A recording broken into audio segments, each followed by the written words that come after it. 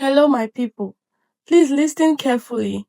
Sometimes in life, we think sacrifice means carrying everything on our head. We think love means suffering quietly. But not every sacrifice brings happiness, and not every good intention ends well. The story I'm about to tell you will teach you this one thing. Do not destroy your own future while trying to save others. Sit down, relax, and listen. And if this story touched your heart or you found it compelling, please support us by liking and subscribing. The story starts inside a car, a fine, expensive car. Adaku was sitting beside her boyfriend, a very wealthy man who loved her deeply and was ready to settle down.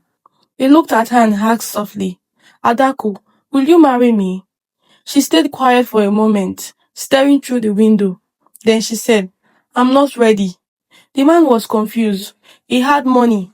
He had love. He had plans. Ada could continue. My sister is still in school. My father is old. If I marry you now, who will take care of them?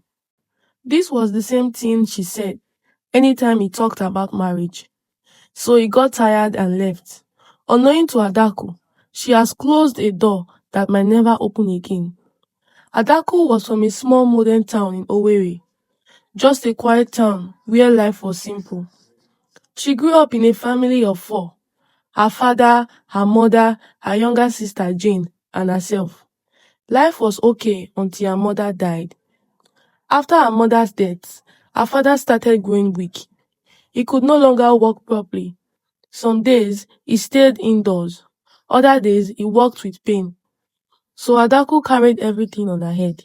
She hustled. She sold in the market under the hot sun. She struggled so her family would not lack. Anytime she sent money to Jane in school, she would warn her, Jane, focus on your studies. Don't let men distract you. I am doing all this for you. Jane listened and respected her deeply. Suitors came for Adaku, good men, rich men, ready men, but she sent all of them away. Not now. I am not ready. My family comes first. Before she realized it, years passed. Jane graduated, went for NYSC, came back home full of life and dreams. Then one day, Jane gathered courage and shared her good news. Papa, sister, I met someone and he wants to marry me. Their father just sat down and shook his head. He already knew trouble was coming. Adaku stood up in anger. She shouted and cried, reminded everyone of her sacrifice.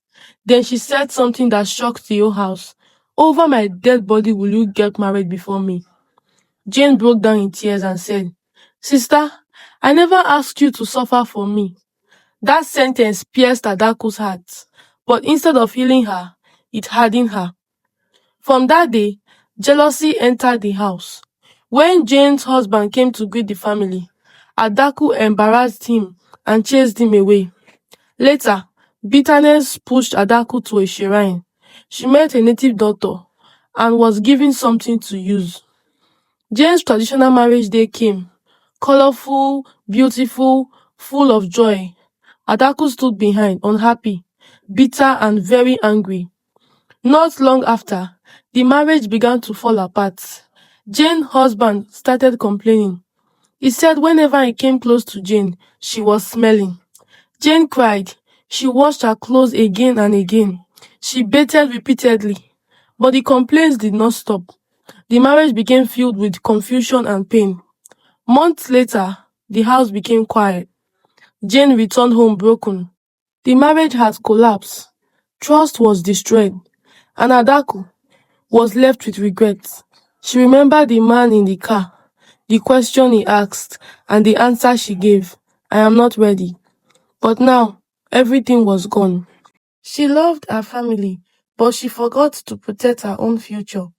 This story teaches us one thing: sacrifice without wisdom can turn into bitterness, and bitterness can destroy everything.